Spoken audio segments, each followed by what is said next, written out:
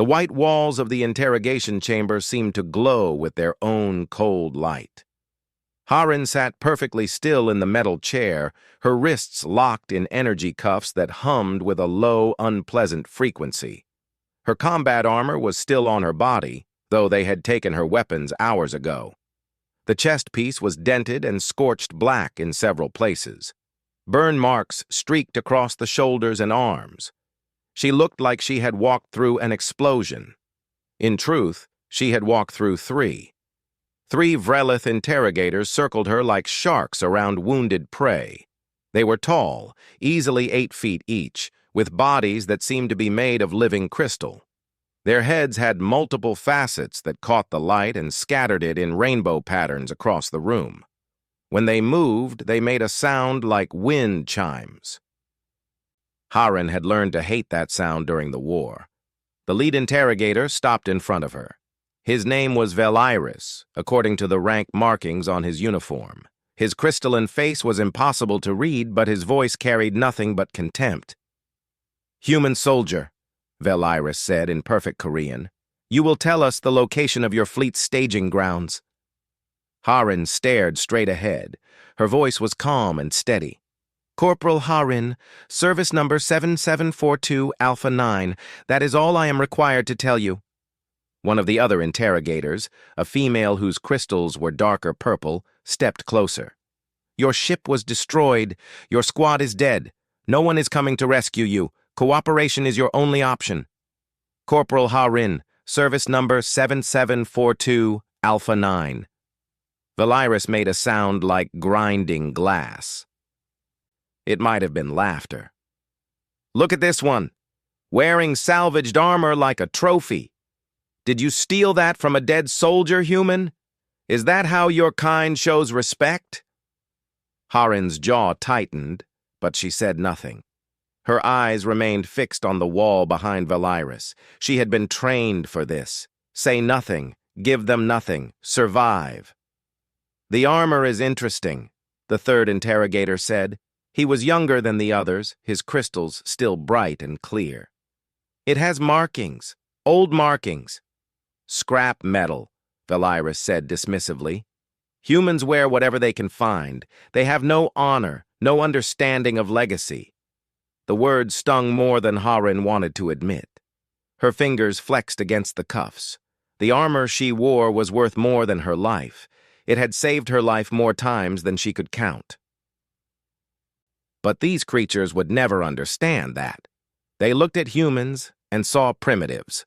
Lucky primitives who had stumbled into space technology, but primitives nonetheless.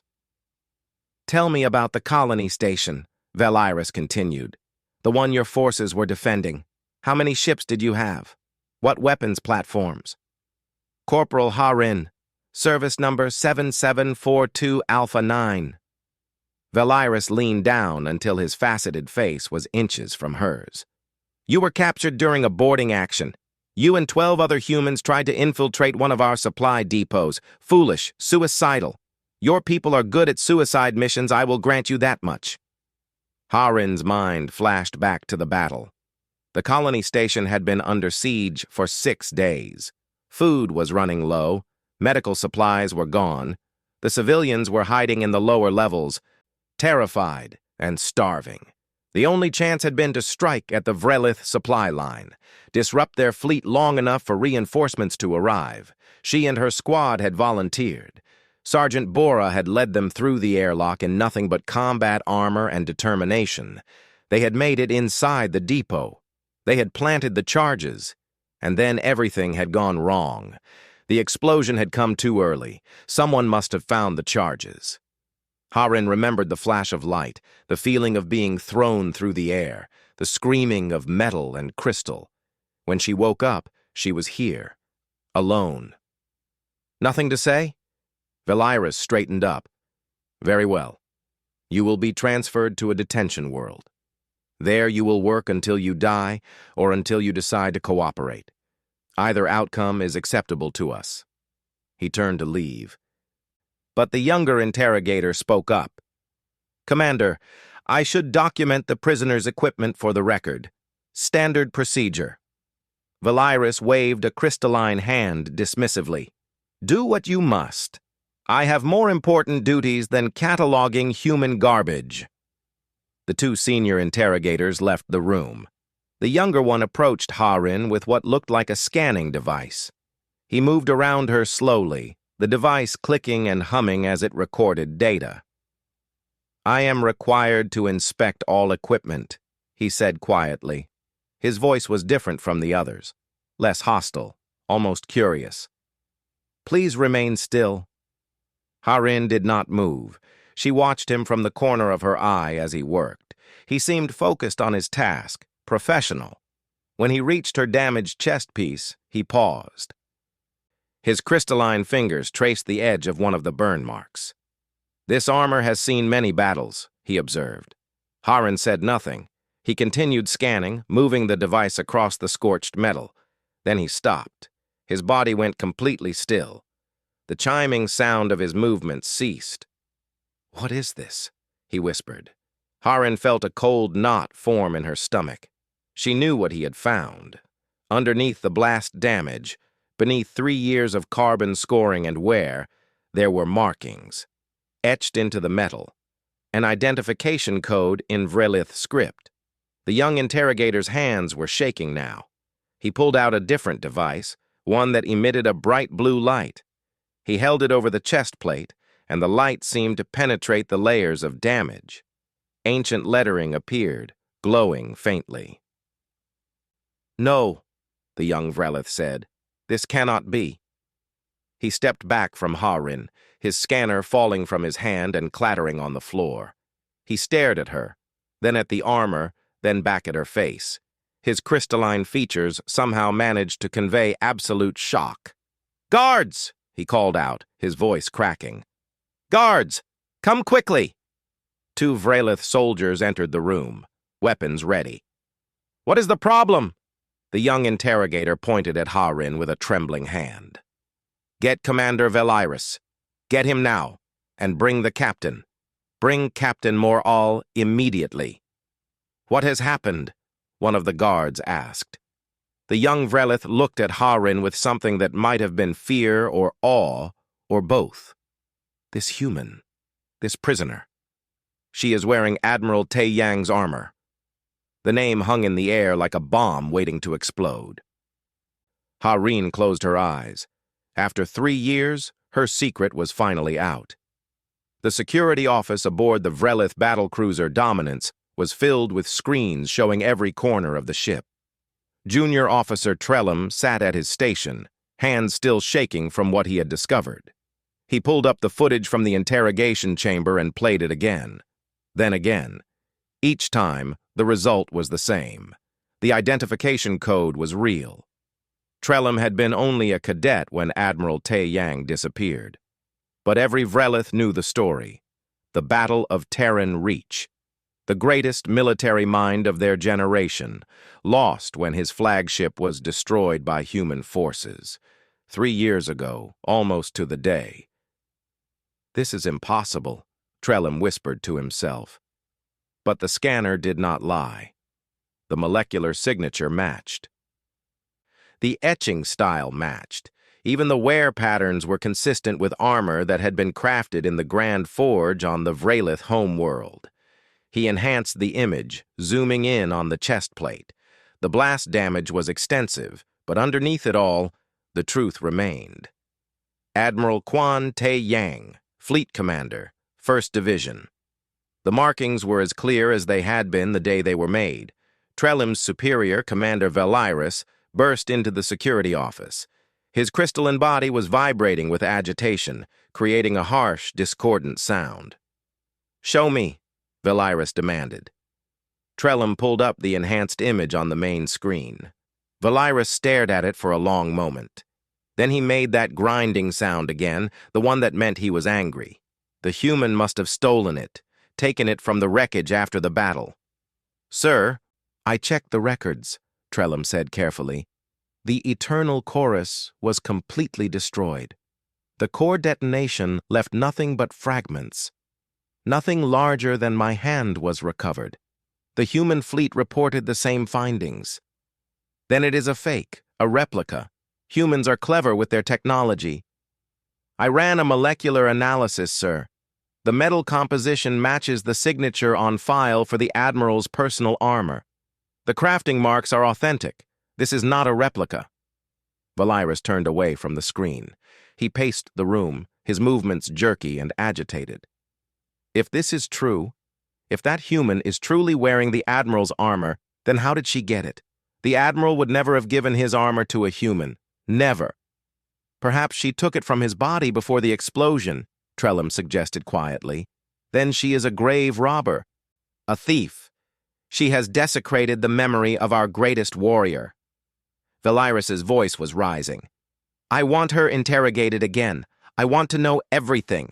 How she got the armor, where she found it, what she did to obtain it. Sir, Captain Moral should be informed. This is beyond our authority. Valyrus stopped pacing. For a moment he seemed to consider arguing. But Trellum was right.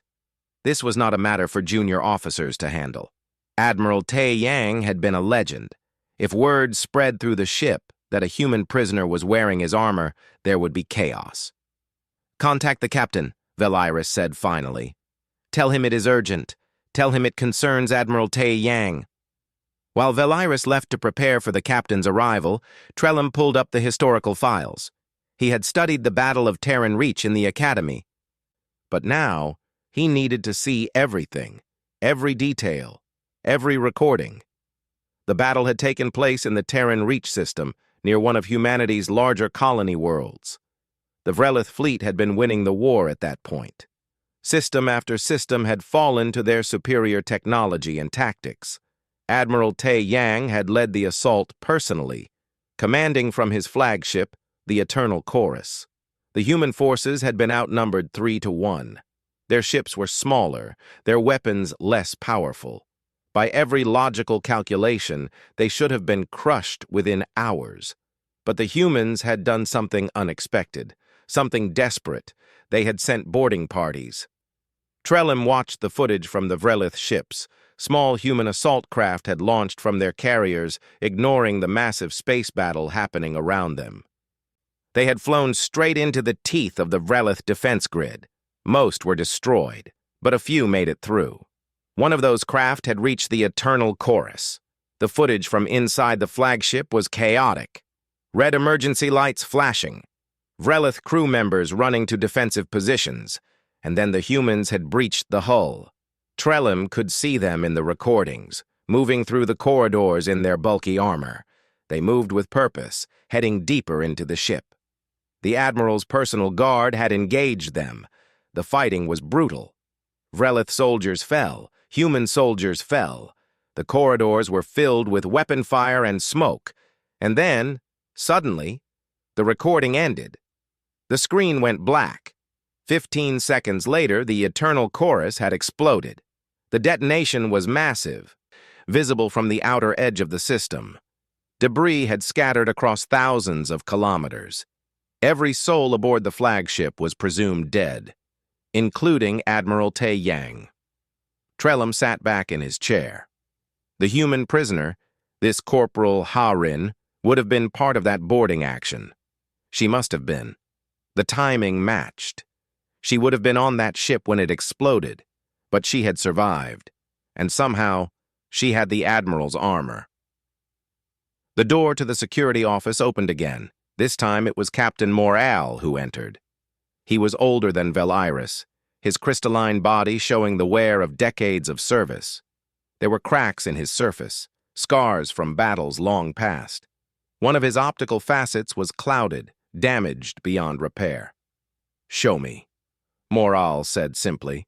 Trellum displayed the enhanced image of the chest plate. Moral stood silently, staring at the markings. The captain's body began to emit a low, mournful hum. It was a sound Trellum had never heard from him before. "I know this armor," Moral said quietly. "I stood beside the Admiral when it was forged. I watched the craftsman etch those markings. I was there when he first wore it into battle." "Sir, how could a human have obtained it?" Moral did not answer immediately. He continued to stare at the screen, his damaged eye catching the light in strange ways. "The Admiral was my mentor," he said finally. "He taught me everything I know about command, about honor, about sacrifice." "Then you believe the humans stole it from him?" "I do not know what to believe, Trellum." Morral turned away from the screen. "But I intend to find out. Bring the human to the enhanced interrogation chamber. Full security detail. I will question her myself." "Yes, sir." "And Trellum," Morral added. "Not a word of this to anyone else. If the crew learns that Admiral Tai Yang's armor is aboard this ship, worn by a human prisoner, there will be violence. Some will want her executed immediately. Others will demand answers. We must have control of the situation first." Trellum nodded. He understood. The Admiral had been beloved by everyone who served under him. His death had been a wound that had never fully healed for the Vrelith military, and now, 3 years later, that wound was about to be reopened. Harin was dragged from her cell by 6 guards. They handled her roughly, their crystalline hands gripping her arms hard enough to bruise. She did not resist. There was no point. She had known this moment would come eventually. For 3 years, she had worn the armor.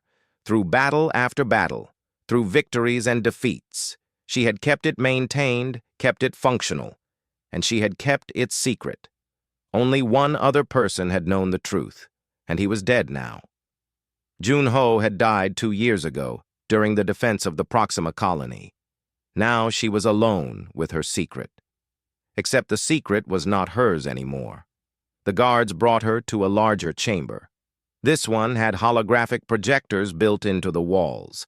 In the center of the room stood Captain Morral. Even in person he was imposing, scarred and ancient, and absolutely in command. "Leave us," Morral said to the guards. "Wait outside. I will call if I need you." The guards hesitated. "Sir, the prisoner is dangerous." "She is one human in energy cuffs." "I am a Vrelith warrior with 4 decades of combat experience. I believe I can manage." His tone made it clear that this was not a discussion. The guards left. The door sealed behind them with a heavy sound. Harin and Morral stood facing each other in the empty room. "Corporal Harin," Morral said, "we need to talk about the armor you are wearing." The holographic projectors came to life, filling the chamber with images. Harin found herself standing in the middle of a recreation of space. Stars surrounded her. Ships moved in the distance, locked in combat. It was the Battle of Terran Reach, recreated from Vrelith sensor data. 3 years ago, Captain Morral said, his voice echoing in the chamber, our fleet arrived at the Terran Reach system. Admiral Tai Yang commanded from the Eternal Chorus. I was captain of the destroyer Dawn's Edge, part of his second wave. Harin watched the holographic ships move. She recognized the formation. The Vrelith had come in overwhelming force, 37 capital ships, twice that many support vessels, against 12 human ships and a desperate civilian population that had nowhere to run. The battle should have been over in hours, Morral continued, but you humans never fight the way we expect. You sent boarding craft. Suicide runs through our defensive fire. Most were destroyed, but a few got through. The hologram zoomed in, showing the small human assault craft weaving between the larger Vrelith vessels. Harin remembered being inside one of those craft. The shaking, the sound of impacts against the hull, the fear in everyone's eyes. One craft reached the Eternal Chorus, Morral said. My sensors detected the hull breach. I requested permission to send support, but the Admiral denied it. He said his guard could handle a few human soldiers. The hologram showed the massive flagship. Even in recreation, it was beautiful. All sweeping lines and crystalline architecture. And then, suddenly, it was gone. The explosion was bright enough to wash out the entire display for a moment. 15 minutes after the breach, Morral said quietly, the flagship's core detonated. Admiral Tae-yang, his entire crew, and everyone aboard were killed. The explosion scattered debris across half the system. When we searched the wreckage, we found nothing. No bodies, no intact equipment, nothing. He turned to face Harin directly. Except now, 3 years later, I find you. A human corporal, wearing the Admiral's personal armor that should have been destroyed with everything else. Harin met his gaze. Her throat was dry, but she kept her voice steady. I was there. Clearly. No, I mean I was on the flagship. I was part of the boarding team.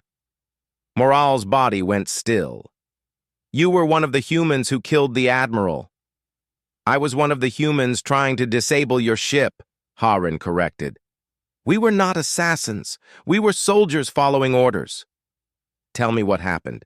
Tell me everything, or I will have you torn apart molecule by molecule until you do. Harin believed him. She took a breath and began to speak. I was younger then, just turned 20. I had been in the service for 2 years, but the Battle of Terran Reach was my first real combat situation. My sergeant was a woman named Bora. She was tough, fair. She volunteered our squad for the boarding action. The hologram changed around them, now showing the interior of a human assault craft. 12 figures in combat armor, weapons ready. There were 12 of us, Harin continued. Sergeant Bora told us the mission was simple. Get aboard the flagship, reach the reactor core, sabotage it, force the Vrelith fleet to pull back while they made repairs. Buy time for our reinforcements to arrive. A reasonable plan, Moral admitted. It was a suicide plan, Harin said bluntly. We all knew it. None of us expected to survive. But there were 30,000 civilians on the colony below. Children, families. If we did nothing, they would all die. She remembered Sergeant Bora's face, the way she had looked each of them in the eye. The way she had made them promise to make their deaths count for something. We breached the hull near the engineering section. The moment we were inside, your people hit us hard. They knew we were coming. They were ready. The hologram showed Vrelith soldiers in defensive positions. Harin watched as the image of her younger self and her squad mates moved through the corridor, taking fire. Bora was killed in the first minute. 4 others went down in the first corridor. The rest of us pushed forward. We had to. There was no retreat, no extraction plan. We were committed. The Admiral's guard engaged you, Moral said. Yes, they were incredible, fast, coordinated, deadly. We lost 2 more people trying to get past them. I remember thinking that we were failing, that all of this would be for nothing. Harin paused, the memories flooding back, the smoke, the screaming, the way her hands had shaken as she reloaded her weapon. Private Junho and I got separated from the others. We took a wrong turn, ended up in a different section of the ship. We were lost, and then we found the bridge. The hologram changed again.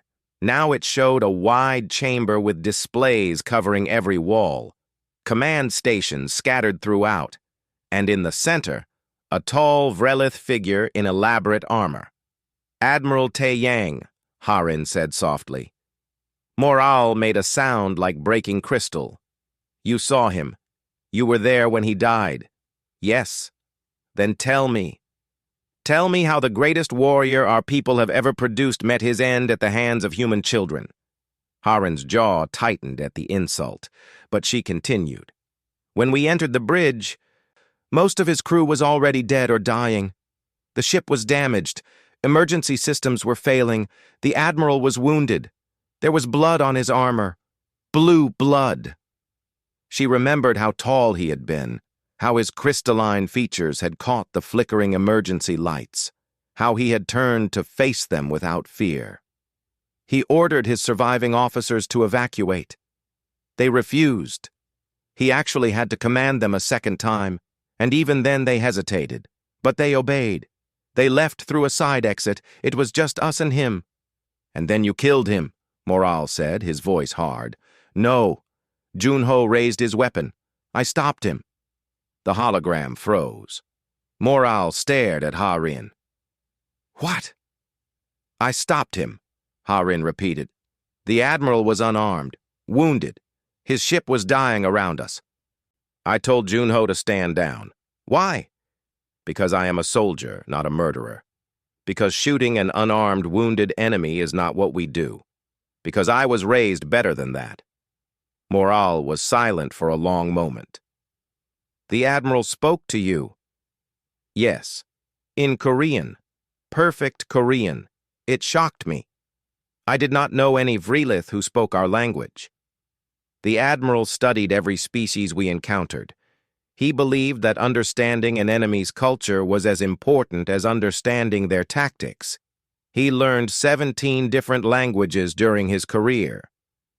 Ha-Rin nodded. "He told me that we fought well, that humanity was young but fierce.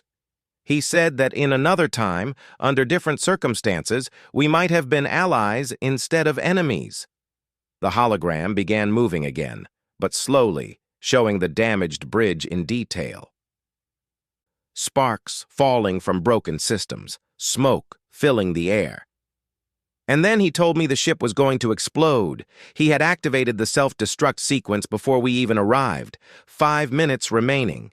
He said that his death would serve a purpose, that sometimes a sacrifice is necessary to change the course of history."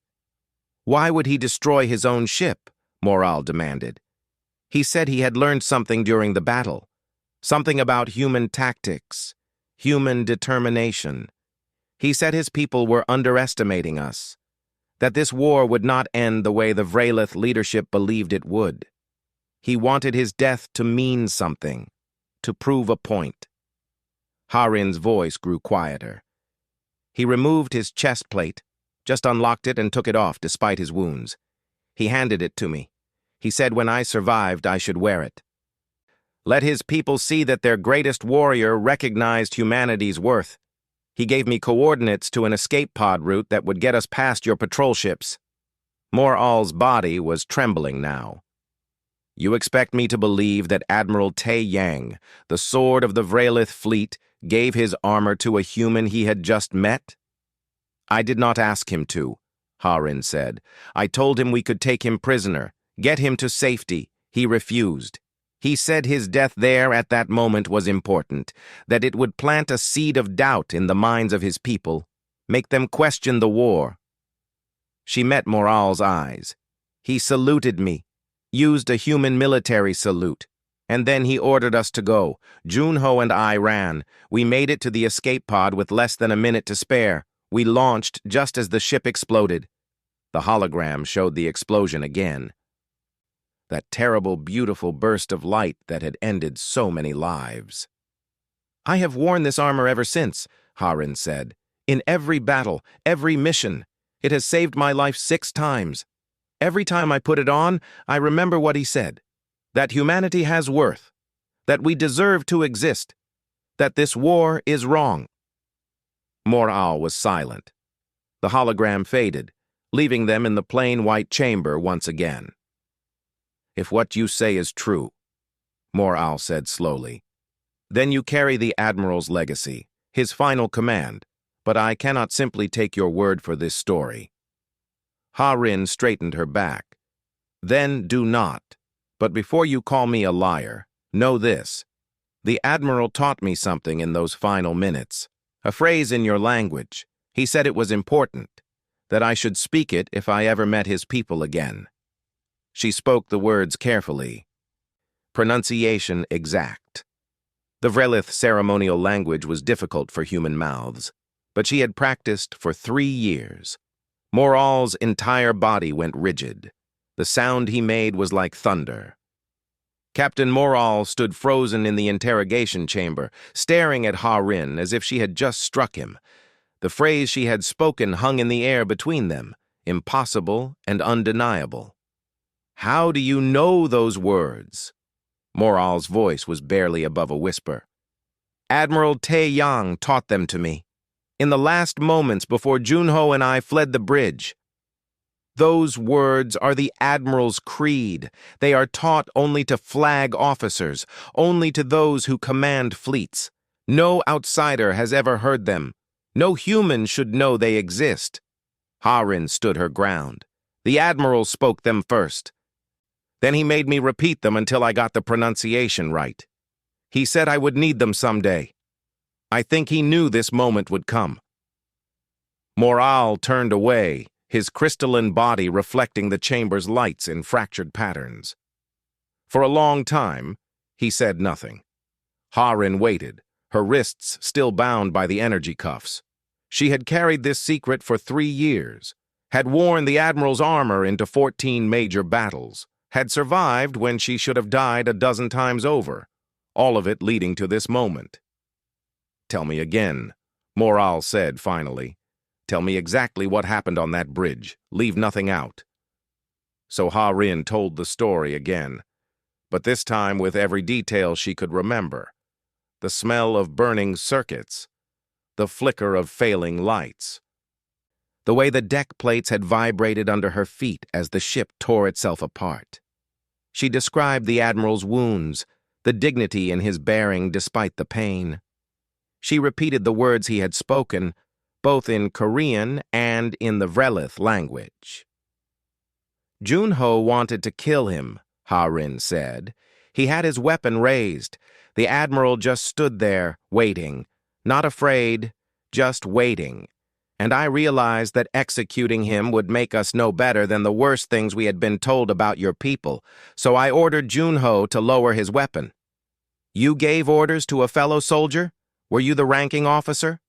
No. We were both privates, but Junho and I had trained together. We trusted each other. He lowered his weapon because he trusted me, even though he disagreed. Moral activated the holographic system again. The bridge of the eternal chorus appeared around them, recreated from Harin's description. It was not perfect, but it was close enough to make her chest tighten with memory. Show me where everyone was standing. Harin walked through the holographic space, pointing. The Admiral was here. Junho and I came through that entrance. The dead crew members were at these stations. The escape route he gave us was through that corridor. The Admiral's personal quarters are through that corridor, Moral said quietly. He was giving you access to his most private spaces. That is where he kept his most important possessions, his personal logs, his strategic notes, even his family records. We did not take anything. We ran straight through to the escape pods like he told us to. We had maybe 3 minutes. There was no time for anything except survival. The hologram shifted, showing the moment of the armor transfer. Harin watched her younger self receive the chest plate from the tall Vrelith Admiral. Even in recreation, the moment felt sacred. He told me I would need proof, Harin continued, that the armor would mark me as someone his people should listen to. At the time, I thought he was delirious from his wounds. I did not understand what he meant. But I took the armor because it seemed important to him. Because in that moment, he was not my enemy. He was just a dying soldier trying to leave something meaningful behind. What else did he say? Harin closed her eyes, remembering. He said that war is a failure, that both our species were better than this, that there were those among the Vrelith who wanted peace. But they were being drowned out by the Warhawks. He said his death would give those peace-seekers a martyr, a symbol. He said that the greatest warrior choosing to die to save his enemies would force his people to question everything. Moral made that thunder sound again. The Admiral was part of the peace faction. I knew this. Many of his senior officers knew this, but he kept it quiet because speaking openly would have ended his career. The High Command wanted this war. They believed the Vrelith were destined to rule the galaxy. And now? Now the war has dragged on for 7 years. Both sides have lost millions. Neither side is winning. There are whispers that the peace faction is growing stronger. But they still hide. They still fear the hardliners. Harin opened her eyes. The Admiral believed his death would change that. Perhaps it did. Perhaps it is still changing things. Morale gestured, and the hologram disappeared. But there is something you must understand, Corporal Harin. The armor you wear is more than just metal and technology. In Vrelith culture, a warrior's armor carries their spirit, their honor, their legacy. For the Admiral to give his armor to you was not just a gift, it was a passing of duty. He made you responsible for carrying his beliefs forward. I know. I have felt that weight every day for 3 years. And you have worn it into battle. You have fought against my people while wearing the armor of our greatest hero. Some will see that as an insult, an abomination. Some will see it as proof that the Admiral believed in humanity, Harin countered. That he trusted us enough to carry his legacy. Morale studied her for a long moment. You are braver than I expected, or perhaps more foolish.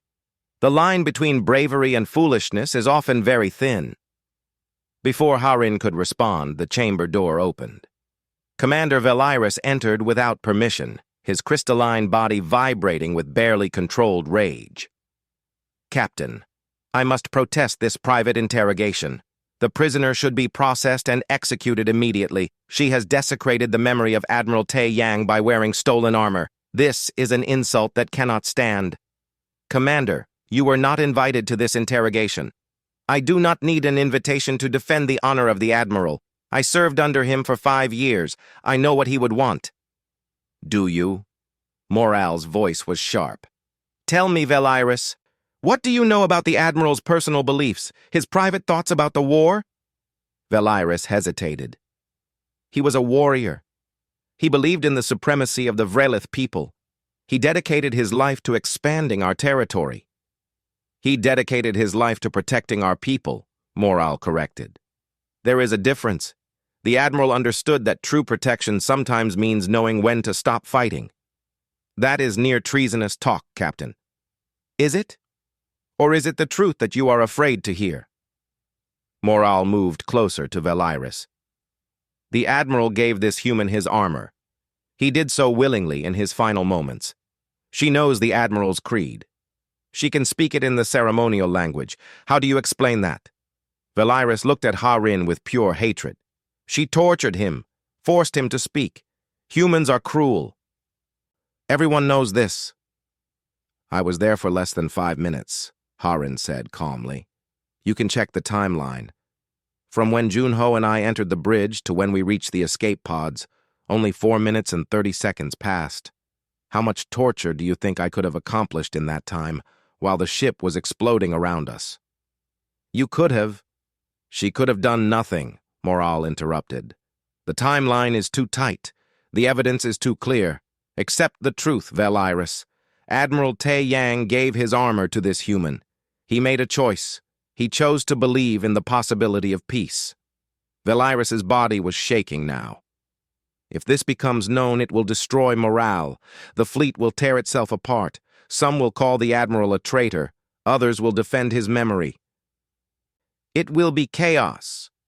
Which is why we must be very careful about what happens next, Morale said. The Admiral's choice 3 years ago was the beginning of something. But the story is not finished. What we do now will determine whether his sacrifice meant anything. What are you suggesting? I am suggesting that we think very carefully before we make any decisions about this prisoner. Harin watched the 2 Vrelith officers argue. She understood enough to know that her life hung in the balance. Veliris wanted her dead, wanted the embarrassing truth buried and forgotten. Morale seemed to believe something different, though Harin was not entirely sure what. Captain, she said quietly, if I may speak. Both Vrelith turned to look at her. The Admiral told me something else. He said that peace would not come from politicians or diplomats. He said it would come from soldiers who were tired of killing, from people who had seen too much death and decided there had to be another way. He said that every war ends eventually, and the only question is whether it ends because one side is destroyed or because both sides choose to stop. Pretty words, Veliris spat. But words do not change reality. No, Harin agreed. But choices do. The Admiral made a choice. You are making a choice right now. What happens next is up to you. Before anyone could respond, alarms began blaring throughout the ship. Red lights flashed. A voice came over the communication system, speaking rapid Vrelith that Harin could not fully understand. Mor'al's body went rigid. Intruders on the ship. Armed boarding party. Human? Veliris demanded. No. Mor'al's voice was grim. Vrelith, a strike team from High Command. They are here for the prisoner. Harin felt ice in her veins. They are here to kill me. Yes, Mor'al said simply. The hardliners have learned about the armor. They cannot allow you to live, cannot allow the truth about Admiral Tay Yang to spread. They are coming to silence you permanently. The alarm continued its harsh wailing as Captain Mor'al moved to a wall panel and pulled up security feeds. Harin watched over his shoulder, her bound hands making her feel helpless.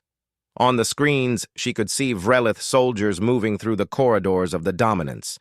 But these were not regular crew members. These soldiers wore black armor marked with red symbols, elite commandos. How many? Commander Veliris asked, his earlier anger replaced by tactical focus. 12 that I can see. Possibly more that have not been spotted yet. They came in through a docking port on the lower decks. Someone gave them access codes. A traitor on the ship? Or someone in high command who outranks me and can override security? Mor'al's voice was bitter. They are heading this way. They know exactly where we are. Harin pulled against her energy cuffs uselessly. If you release me, I can fight. You are one human soldier, Veliris said. Against Vrelith commandos. You would die in seconds. Maybe, but I would rather die fighting than executed in a cell. Mor'al turned to look at her. For a moment, something like respect showed in his crystalline features. Then he reached out and touched the control panel on her cuffs. They released with a hiss of deactivating energy. Captain, what are you doing? Veliris demanded. Making a choice, Mor'al said. The same kind of choice Admiral Tay Yang made, the kind that matters. He pulled a weapon from his belt and handed it to Harin. This is a plasma pistol. Point and shoot. The recoil is stronger than human weapons. Do not let it pull your aim. Harin took the weapon, feeling its weight. It was heavier than she expected, but balanced well. Thank you. Do not thank me yet. We may all die in the next few minutes. The door to the interrogation chamber exploded inward. The blast sent fragments of metal and composite material flying across the room. Harin dove behind a console, raising the plasma pistol. Mor'al and Veliris took positions on either side of the door. The first commando through the door was met with plasma fire from both Vrelith officers. His shields flared bright blue before failing, and he fell. But there were more behind him. Many more. Harin fired, the weapon kicking in her hands like she had been warned. Her first shot went wide, scorching the wall. Her second caught a commando in the leg. He stumbled but kept coming. These were professionals, trained and experienced. Fall back, Mor'al shouted. Through the side exit. They ran. Harin followed the two Vrelith officers through a narrow corridor.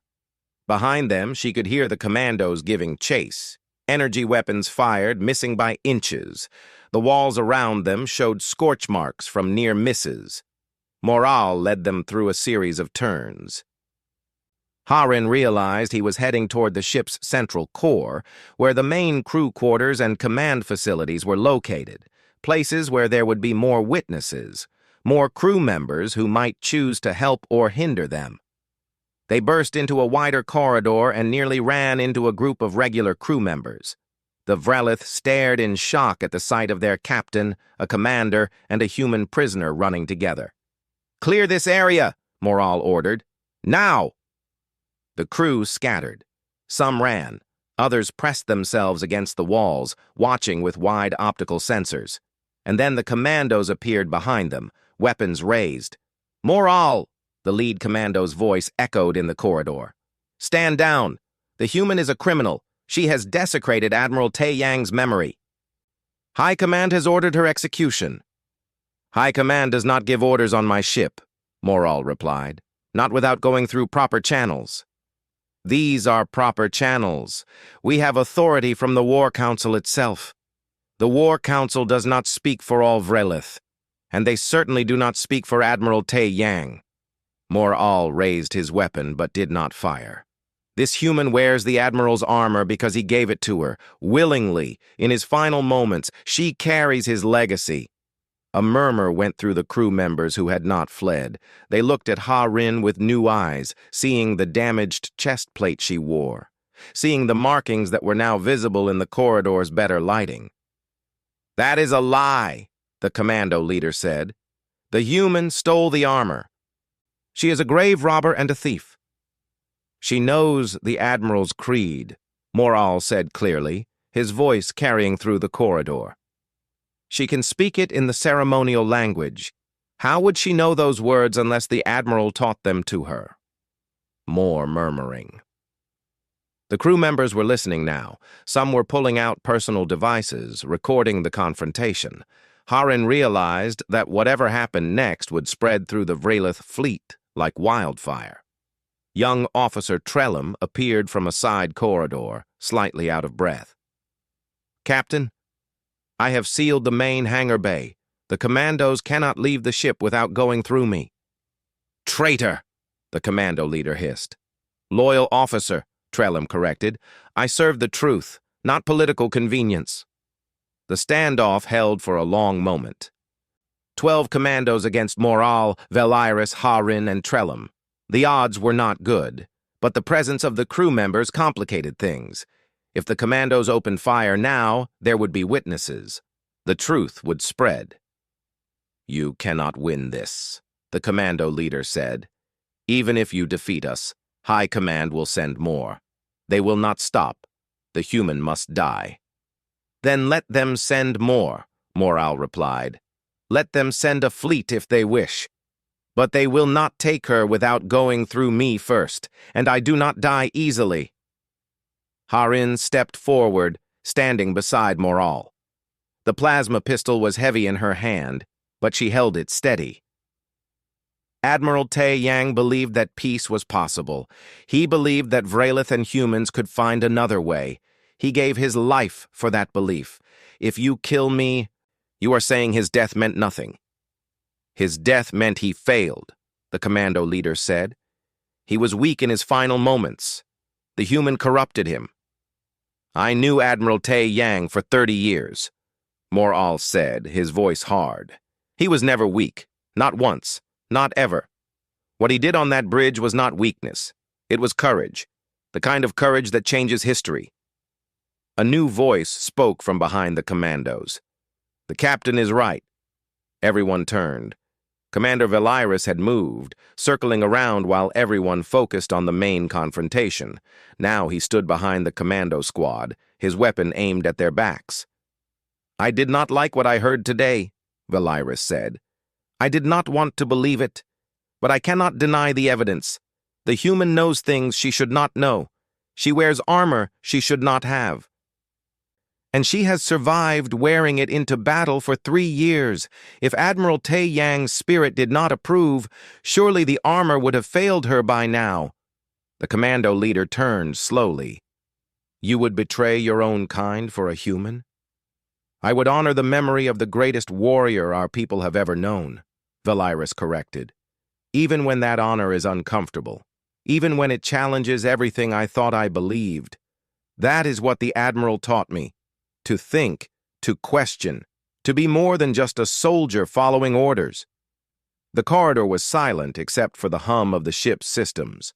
The commandos looked at each other, communicating through signals Ha-Rin could not read. She kept her weapon up, knowing that any second could bring violence. And then something unexpected happened. One of the commandos lowered his weapon. "I served under Admiral Tae Yang. he said quietly. On the Dawn's Reach, before his promotion to Fleet Command. He was the finest officer I ever knew. If he chose to give his armor to this human, then perhaps we should ask why, rather than simply killing her for it. You are all traitors, the commando leader snarled. Or perhaps we are finally thinking for ourselves, the dissenting commando replied. Which is what the Admiral always wanted us to do. The commando leader made a decision. He raised his weapon toward Harin, but before he could fire, three things happened simultaneously. Morale fired, his shot hitting the leader's shields. The dissenting commando tackled his leader from the side, and the ship's communication system activated with a priority override. A voice filled every corridor, every chamber, every space on the Dominance. It was deep and resonant, speaking with absolute authority. This is Fleet Admiral Hyon Wu of the Vrelith Peace Faction. To all ships in this sector, a message. 3 years ago, Admiral Tai Yang gave his life to prove that peace between Vrelith and humans is not only possible, but necessary. He gave his personal armor to a human soldier as a symbol of that belief.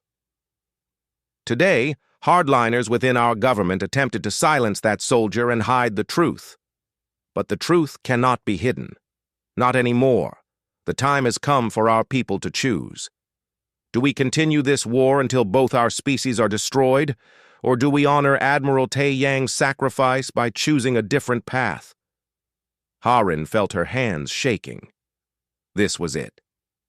The moment the Admiral had predicted 3 years ago, his death was finally bearing fruit.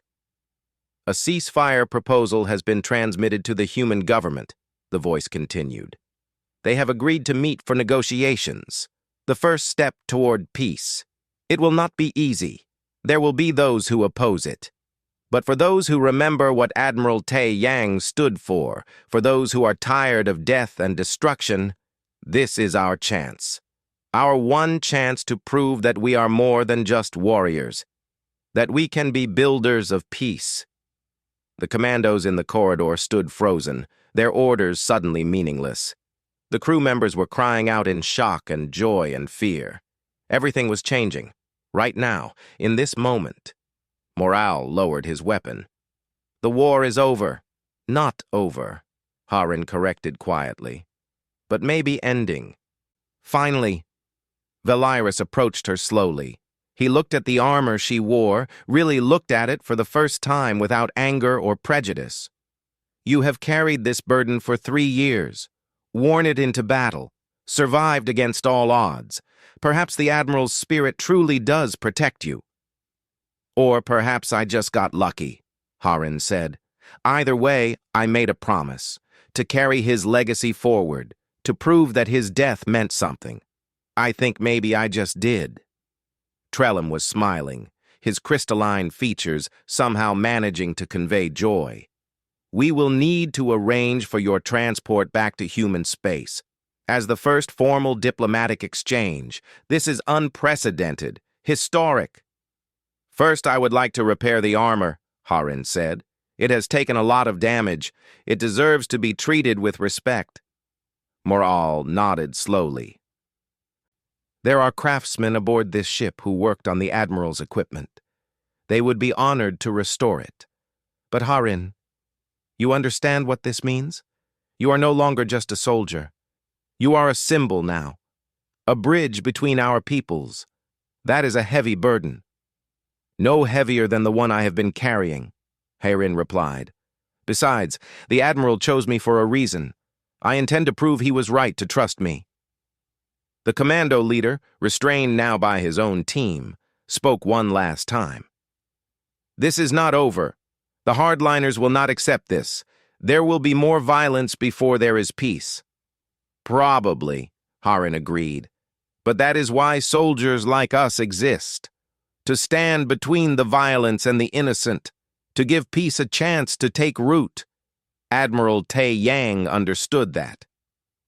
Now maybe the rest of us can understand it too. She looked down at the damaged armor she wore. The ID stamp that had revealed so much. The legacy she had carried into battle after battle. and for the first time in 3 years, she felt like maybe the weight of it was not just hers to carry anymore. Maybe finally, others were ready to share the burden of building something new from the ashes of war.